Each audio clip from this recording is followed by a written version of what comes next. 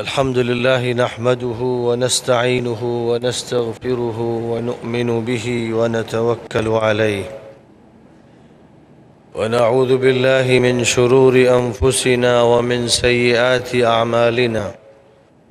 من يهده الله فلا مضل له ومن يضلله فلا هادي له، ونشهد أن لا إله إلا الله وحده لا شريك له، ونشهد أن سيدنا ومولانا محمدًا عبده ورسوله صلى الله تعالى عليه وعلى آله وأصحابه وأزواجه وذرياته وأهل بيته، وبارك وسلم تسليماً كثيراً كثيراً.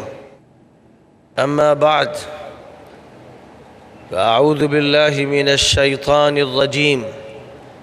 بسم الله الرحمن الرحيم.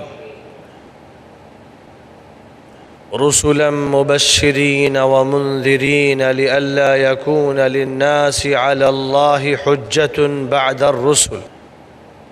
صدق اللہ العظیم. دوستو، عزیزو، ساتھیو، بھائیوں اور بہنوں،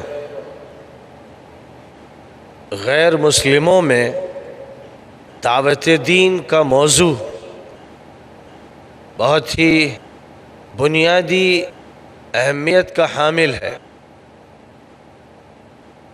دعوت کا جہاں تک تعلق ہے، اس کے مخاطبین وہ سب لوگ ہیں جو اللہ کے بندے ہیں، جو کسی بھی پیغمبر کے امتی رہے ہیں، اور جو آخری نبی حضرت محمد مصطفیٰ صلی اللہ علیہ وسلم کی امت دعوت اور امت اجابت سے تعلق رکھتے ہیں.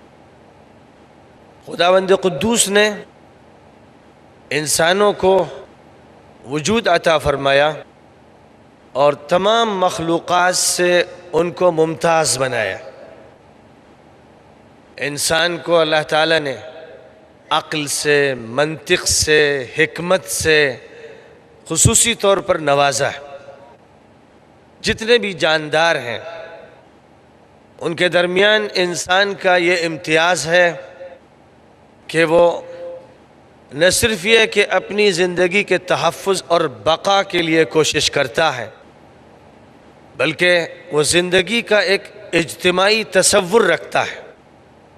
اپنے لیے کوشاں نہیں ہوتا، بلکہ اس کا دائرہ فکر جتنا وسیع ہوتا چلا جاتا ہے اپنے ابنائے جنس کے لیے اور اپنے جیسے جان رکھنے والے وجودوں کے لیے، یہاں تک کہ اس کائنات میں ہر چیز کے لیے انسان فکر مند ہوتا ہے. انسان اس دنیا کو سنوارنا چاہتا ہے، بنانا چاہتا ہے. اس کی فطرت میں خدا تعالیٰ نے جمالیاتی احساس رکھا ہے. اس کی فطرت کو خداوند قدوس نے بہت سی ایسی صلاحیتوں سے نوازا ہے جن صلاحیتوں سے دوسری مخلوقات بالکل بے بہرہ ہیں. انسان کے اسی امتیاز کو بتاتے ہوئے خداوند قدوس نے ارشاد فرمایا کہ وَلَقَدْ كَرَّمْنَا بَنِي آدم، ہم نے آدم کے بیٹوں کو عزت عطا کی. اور کہیں فرمایا کہ لَقَدْ خَلَقْنَا الْإِنسَانَ فِي أَحْسَنِ تَقْوِيمٍ، ہم نے انسان کو بہترین قوام کے ساتھ، حیات کے ساتھ، ماہیت کے ساتھ، شکل و صورت کے ساتھ، صلاحیتوں کے ساتھ پیدا کیا ہے. انسان کا یہ وہ امتیاز ہے جس کی بنیاد پر خداوند قدوس نے اپنے نظام، اپنے قانون اور اپنی شریعت کا اس کو مخاطب بنایا ہے، اور اپنی شریعت اس کو اس دنیا میں نافذ کرنے کے لیے اور برتنے کے لیے عطا فرمائی. ارشاد فرمایا گیا کہ اِنَّا عَرَضْنَا الْأَمَانَةَ عَلَى السَّمَاوَاتِ وَالْأَرْضِ وَالْجِبَالِ فَأَبَيْنَ أَنْ يَحْمِلْنَهَا وَأَشْفَقْنَ مِنْهَا وحملها الانسان انه كان ظلوما جهولا. ہم نے اپنے نظام اور اپنی شریعت کی امانت اور اس پر عمل کی ذمہ داری آسمانوں کے سامنے، زمین کے سامنے اور پہاڑوں کے سامنے رکھی تو ان پر خوف طاری ہو گیا اور انہوں نے اس ذمہ داری کو اٹھانے سے انکار کر دیا، اور انسان نے اس ذمہ داری کو اٹھا لیا. کہنے والے نے خوب کہا کہ آسماں بار امانت نہ توانست کشید، قرۂ فال بنا میں من دیوانہ زدن. جس ذمہ داری کو پہاڑ نہیں اٹھا سکے، آسمان نہیں اٹھا سکا، زمین نہیں اٹھا سکی، اس ذمہ داری کو اس انسان نے اٹھایا. ظاہر ہے کہ یہ انسان کی اپنی طاقت اور اپنی قوت خود پیدا کردہ نہیں. اس سنسار کے مالک نے، اس کائنات کے خالق نے، تمام وجودات اور مخلوقات کو پیدا کرنے والے نے انسان کو ایک ایسا امتیاز دیا ہے کہ یہ زمین کی تسخیر کرتا ہے، یہ فضاؤں کی تسخیر کرتا ہے، چرند و پرند و درند کو مسخر کرتا ہے. اور کہنے والے نے کہہ دیا تھا کہ سخر لکم الشمس والقمر دائبین وسخر لکم اللیل والنہار وآتاکم من کل ما سألتموه وإن تعدوا نعمت اللہ لا تحصوها ان الانسان لظلوم کفار. کہنے والے نے کہہ دیا تھا کہ خداوند قدوس نے فضاؤں کو، زمین کو، رات کو، دن کو تمہارے لیے مسخر کر دیا ہے، تمہاری خدمت میں لگا دیا ہے. تمہاری زندگی کی ضروریات کے لیے خدا تعالیٰ نے ان کو پیدا فرمایا ہے. تمہیں ان سے کام لینا ہے.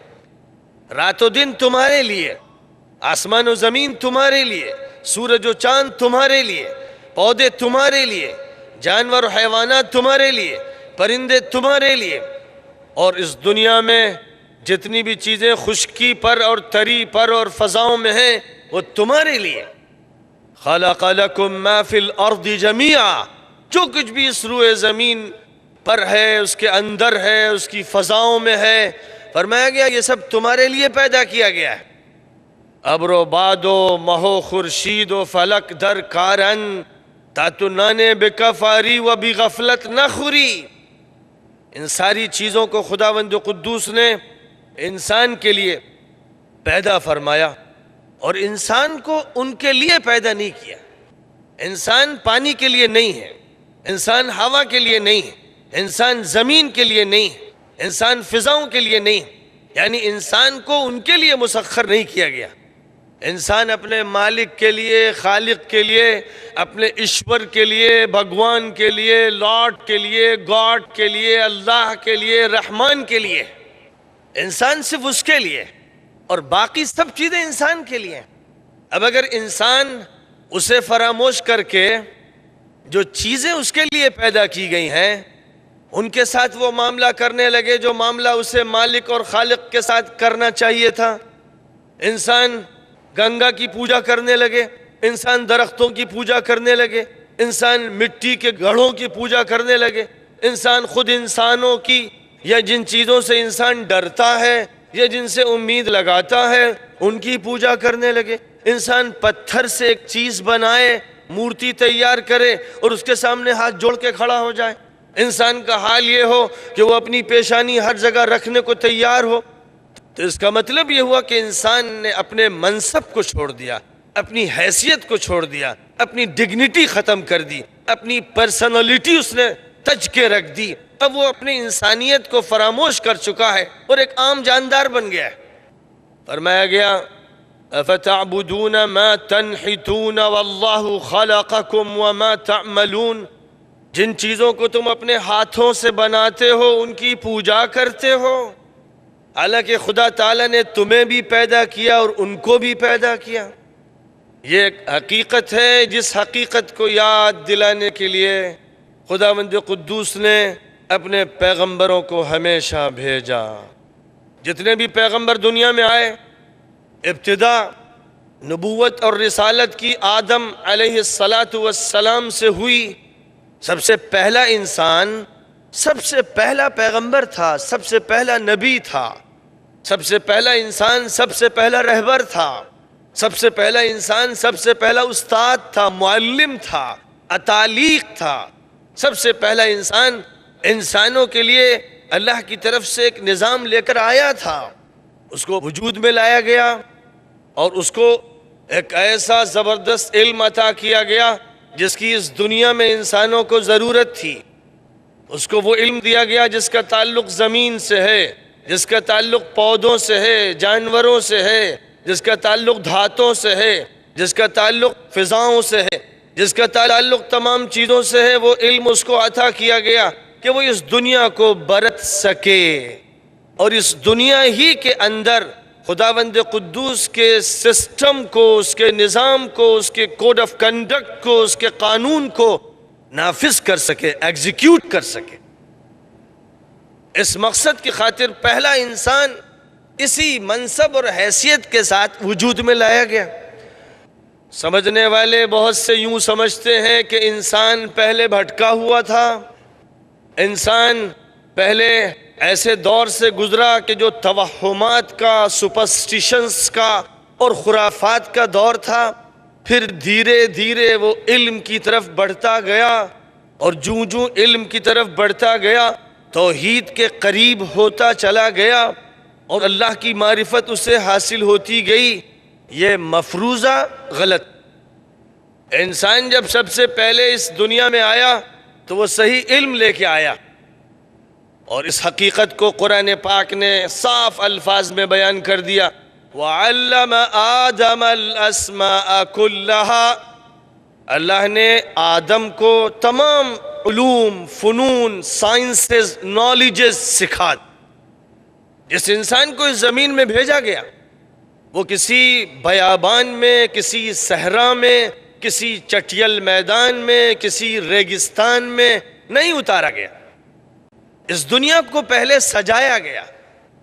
کتنے سال گزرے اس دنیا کے تمام کروں، ستاروں اور سیاروں سے الگ ہونے پر، اور اس دنیا میں پودوں کے وجود، نہروں کے جاری ہونے اور سمندر کے وجود میں کتنا وقت لگا، یہ ساری تفصیلات ایک ایک جزیے کی ہم نہیں بتا سکتے، لیکن اس نے جو اس زمین کا مالک ہے اس بات کو ضرور بیان فرما دیا ہے کہ 2 دن کا عرصہ تھا، اور یہ بھی ساتھ ساتھ کہہ دیا ہے کہ میرے نظام میں ایک دن تمہارے نظام کے 1000 سال کے برابر ہوتا ہے۔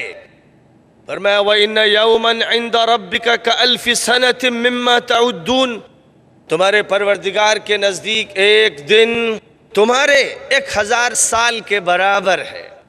جس کا مطلب یہ ہوا کہ ہمارے 2000 سال میں اس کرۂ ارضی کو، زمین کے اس گلوب کو اس طرح وجود میں لایا گیا کہ اس میں سمندر، اس میں خشکی، اس میں گیسز کی پرتیں اور فضائیں، اس میں آکسیجن اور اس میں مختلف قسم کی گیسیں اور دھاتیں جو زمین کی تہوں میں رکھ دی گئیں، اور اس پر جنگل اگا دیے گئے، طرح طرح کے پودے اور طرح طرح کے پھلوں والے درخت، پھولوں والے درخت پیدا کر دیے گئے۔ اس دنیا کو جب سجا دیا گیا اور بنا دیا گیا تو سب سے پہلے انسان آدم اور ان سے وجود میں آنے والی حوا، ان دونوں کو اس زمین پر اتارا گیا۔